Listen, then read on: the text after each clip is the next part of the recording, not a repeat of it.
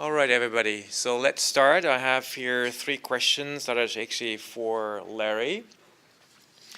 So the question number 1 is, for the cluster in France, so did they really exclude any genetic causes of this cluster? Can you hear me okay? Yeah, okay. I can't say we've excluded it because, in fact, the slides were flying pretty fast there at the end, but one of the things that I hope to do, if we can get the French authorities to agree, is to collect DNA from all the people and look for genetic commonalities among them. But just based on genealogy, in other words, asking each of the 100 patients with PSP, what relatives do you know of who have either Parkinson's disease or Alzheimer's or any kind of dementia or PSP, none of them had any more of that stuff than anybody else, and none of them knew of any relatives with PSP. Plus, no pairs of the 100 had the same last name except for a husband and wife pair. All right. And the next question is, are there any geographical areas with high clusters in France? But I would like to extend the question to the US. Anywhere in the world. Anywhere in the world where mining, 100 years ago, I think we had also different environmental laws, and we didn't simply have the awareness of these toxins and what they can do to the body. Yeah, we may be headed in the same direction again now. Yeah. We don't know of any clear-cut clusters anywhere else. However, of course, you've heard of the cluster on Guadeloupe. That's not PSP, it's a different tauopathy. And that may be related to a toxin in fruits that they eat there. That's not proven. But I've heard of clusters, much smaller clusters than in France, in mining-related areas in the US. In Kentucky and in Colorado. I've heard of, and these haven't been validated. It's very small numbers of people, but these were very rural areas with, maybe 4 or 5 people in a small area that had the disease. So I don't want to say, yes, these are statistically significant clusters. And one last question for you right now is, somebody wants to know the differences between PSP Richardson's and PSP Parkinson's. Well, PSP Richardson's is somewhere between 40 and 50% of all PSP. PSP Parkinsonism is maybe 25, 30%, and the rest are these other small minority ones or mixtures. And the PSP Richardson is the classic description where the eye movement problems occur by the middle of the disease course usually, and falls are among the earliest signs. With PSP Parkinson, and the person doesn't respond much to levodopa. With PSP Parkinsonism, they usually do respond to levodopa, at least temporarily, at least for a small degree, but to a useful amount. And they don't develop the eye movement problems till later. They don't develop the falls till later. With PSP Parkinsonism, they have more tremor, less likely to develop cognitive problems. Those are the main differences. Thank you. Just maybe a question from me then. Can you, because I hear that also quite often over the phone, any comment on drinking water, well water? Irene Litvin has investigated that. Maybe could you just briefly comment on that? Any other environmental risk factors? Just for now, just maybe also to reduce a little bit of anxiety of these results in a way. What does it mean for us right now, here and today? Well, in terms of validated, replicated risk factors, the only one is that people with PSP are less likely to have advanced educations than people without PSP. Now, I know all the college grads in the audience will say, oh, that doesn't apply to me. Yeah, okay.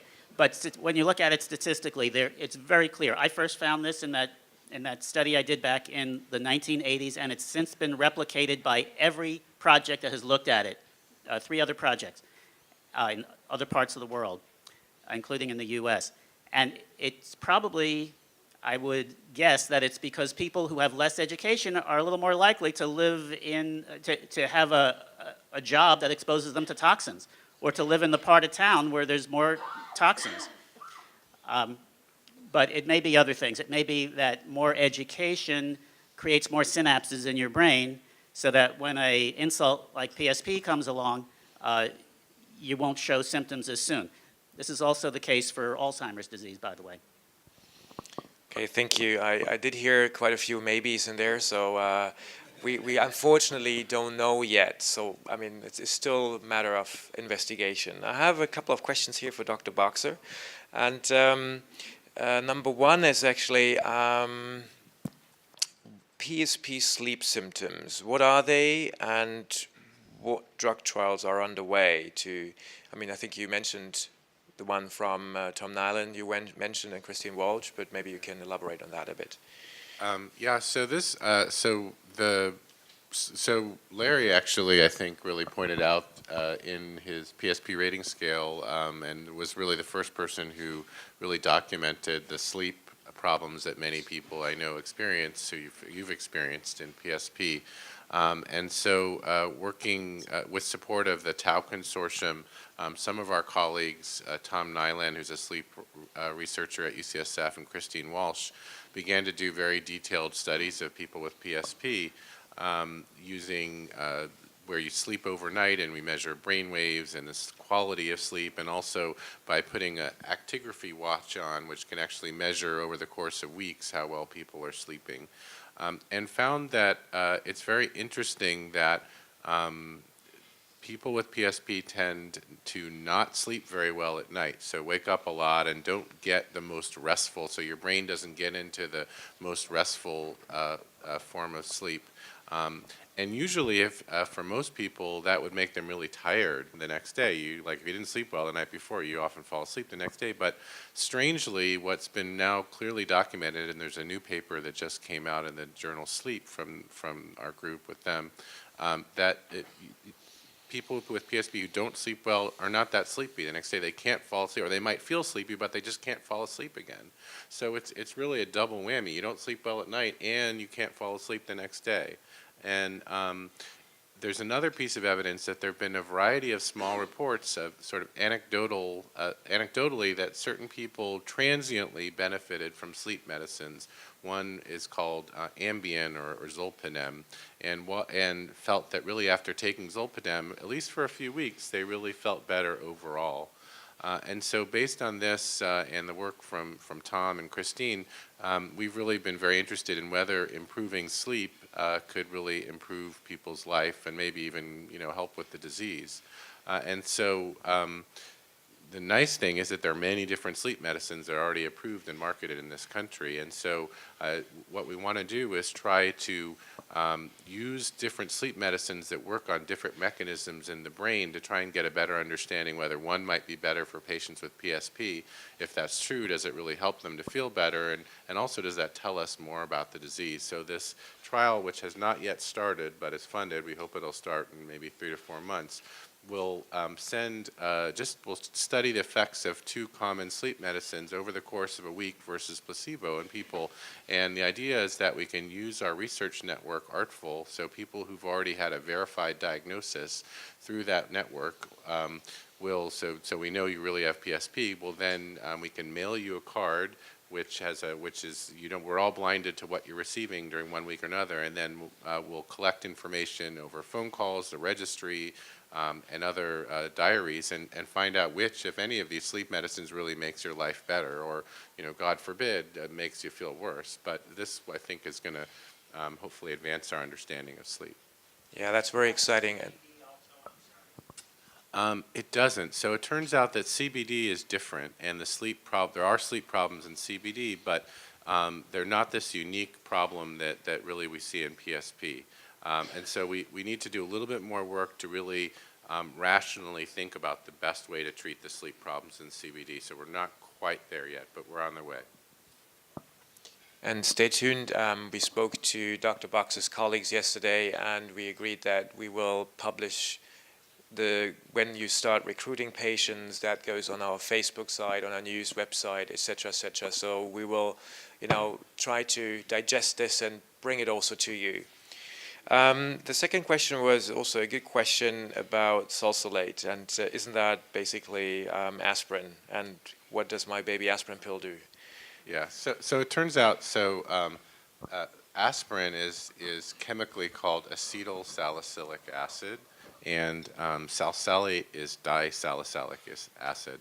So they're chemical brothers and sisters, but they're technically very different. And our basic science research colleague, Dr. Lee Gann, who works at the Gladstone Institute in San Francisco, recognized a number of years ago that on the tau protein there's this chemical modification called acetylation. And there's something about that chemical reaction that goes on the tau that makes it a lot stickier and more toxic to cells. And that's probably one of the earliest stages in many of these diseases. And so working with some of her colleagues, she tried to find, well, what medicines could affect the acetylation of the tau protein? And it turns out that there's this medicine, salsalate, which has been around for hundreds of years. Actually, it's so old that it predates the US FDA. That actually really is a potent inhibitor of the enzyme or the protein that chemically modifies tau to add acetyl groups. And the funny thing, though, is aspirin doesn't do this. So it's really specific to salsalate. And she's actually working on finding new, even more potent compounds that do this. So if you take aspirin, unfortunately, it probably doesn't help. You could have your doctor prescribe salsalate. It is available in pharmacies. Most people take a fairly high dose. And many years ago, before people started taking a lot of aspirin or ibuprofen, this was a medicine that many people use for arthritis. So we know it's safe in most people. It still has the risks of aspirin, like GI problems and bleeding, but still relatively safe. And so we want to study whether we can see, at least the first approximation, whether the effects that we measure in patients with PSP and also with Alzheimer's disease of taking salsalate are similar to the mouse models that Dr. Gann used in terms of the chemistry of tau. So if we can show just that the chemistry of tau in humans is being affected by this drug the same way as in the mice, and that really suggests we should do a big study and see if it's an effective treatment. So that's what we're trying to do now. And one last question for you is regarding the rehab study you mentioned at the beginning of your talk. These positive effects were seen, like what's the daily exercise regimen? Is it daily, weekly, twice a day, twice a week? Do you remember that by any chance? Yeah, I don't remember. It was a very intensive rehab regimen. And actually, this is in this journal called PLOS One, so it's freely downloadable by everyone. Mm-hmm. It's a free article. Yeah. You can get it on the internet, so you can find all the details. But it was a multidisciplinary, and I think it was an inpatient rehabilitation program where people got, every day practically speech, occupational, physical therapy. It was only a 2-month study, so this is only really a month of intervention, and we don't know how long the effects last. But that being said, even over the course of the month, there really were improvements on average in people who did this. It's called Public Library of Science 1, PLOS One. And here's one question that's actually for Richard and you. Regarding identifying PSP early without symptoms, how is this done, and where, pre-symptomatic, that we Adam mentioned that as well, but I think also that leads over to your efforts in imaging. Well, if a patient is pre-symptomatic, then we would have to rely on biomarkers, which could be imaging or proteins we measure in the blood or CSF. So we have looked at a bunch of, I think around 30 patients with PSP using the tau PET imaging I described earlier. Of course, these are symptomatic patients, but when we compare them to a group of normal patients, comparing the scans, we do see elevated tau PET signals in areas that you would expect tau pathology in PSP patients, such as the basal ganglia and midbrain. We don't really know whether using the same type of scan in patients who are in a very mild stage of disease or even before that would show the same type of signal, but that's certainly something worthwhile to look at. Yeah, so there's this idea of biomarkers, which are basically measurements that we can make in a person that tell us about the biology that's going on in their brain. And we have really good biomarkers for Alzheimer's disease where we can detect evidence of the disease long before people get sick. And this has allowed for Alzheimer's disease new treatments to be deployed prior to the onset of symptoms. We don't have this yet for PSP, but we have ideas of how to get to that point.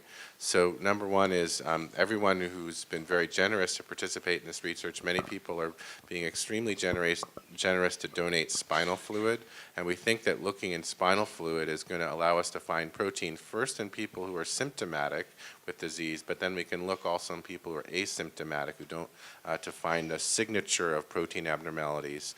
There's even evidence now in blood that there may be abnormalities with the blood test that eventually, we're not anywhere near there yet, but eventually, even with a blood test, we may be able to find evidence of this. And we actually published a study where we looked at healthy older people. We measured actually this protein tau that we've been talking about in their blood, and we found that certain people have very slight elevations of tau protein in their blood. It's coming from their brain probably, and if you look genetically at these people, they all have one strong risk factor that's associated with elevated tau in their blood, and it's the same risk factor. It's called tau H1C haplotype that's known to be a risk factor for PSP and CBD. Now, it doesn't mean that 99.9% of these healthy people will not get CBD or PSP, but it gives us the idea that we could potentially look at blood proteins as a way to find early disease. Right. One card said also you, Dr. Tsai, you mentioned that the tracer is radioactive. Can you just very briefly, because we're running out a bit of time here, just comment on that? So the tracer is radioactive. They're usually made in a lab with something called a cyclotron. The radioactivity is actually very, very low and usually doesn't last for example, the amyloid scans, the tracers can last anywhere from 10 minutes to a few hours. And for the tau scan, it's just a few hours. And the strength of the radioactivity is actually very low as well. Of course, any radioactivity can increase the risk of cancer, but going through this tau PET scan, the increased risk of cancer is so low that we can't even put a number on it. It's less than 1% increase. Yeah, okay, thank you. I have a question for Dianna. So with the registry, you said that there is a 50-50% split between contact registry and research registry. So there is no automatic overflow once you are in the contact registry. That doesn't mean automatically you are registered for being contacted for clinical trials. Is that correct? Right. So the contact registry, there's you will get access to our Find a Study page, and you will get general announcements in emails and newsletters, but you won't necessarily get the same sort of targeted contact that you would if you were participating in the research registry.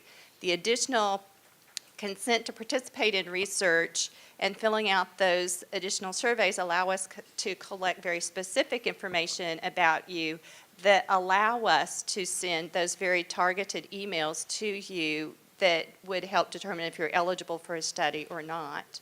So if you're interested in more that level of interaction, you need to go through that extra registration step to participate in research. Right, and I also would like to point out that in our spring newsletter, we had Dianna and the registry featured.